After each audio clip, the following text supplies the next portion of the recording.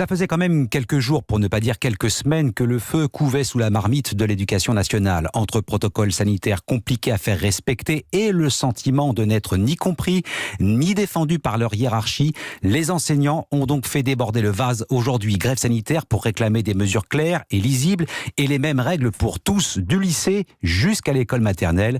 À Lyon, les profs sont allés le dire devant le rectorat, Jean-Luc Boujon.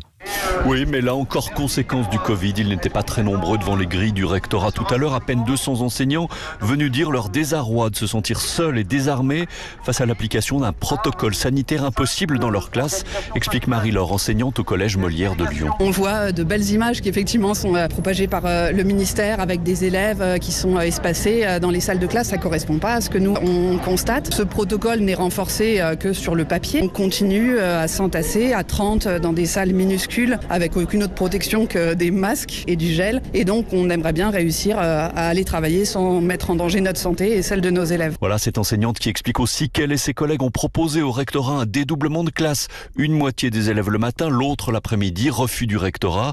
Ce serait pourtant la solution, estime Frédéric Vol du syndicat FO, mais cela suppose de recruter des enseignants. Aujourd'hui, il y a un certain nombre d'enseignants qui sont en quelque sorte en réserve. C'est-à-dire, je prends un exemple, le concours de professeurs des écoles, il y avait 350 lauréats et 200 qui sont placés sur une liste d'attente. Aujourd'hui, il est possible, sur décision du recteur, de recruter ces 200 collègues. Ce premier geste permettrait d'alléger les effectifs. Les bonnes solutions viennent de nous. Il faut que le ministère nous écoute enfin, affirment les enseignants, si on ne veut pas complètement fermer nos établissements dans 15 jours. Jean-Luc Boujon en direct de Lyon, le ministre de l'Éducation nationale qui promet la mise à disposition pour les enseignants d'1 million de tests antigéniques la semaine prochaine.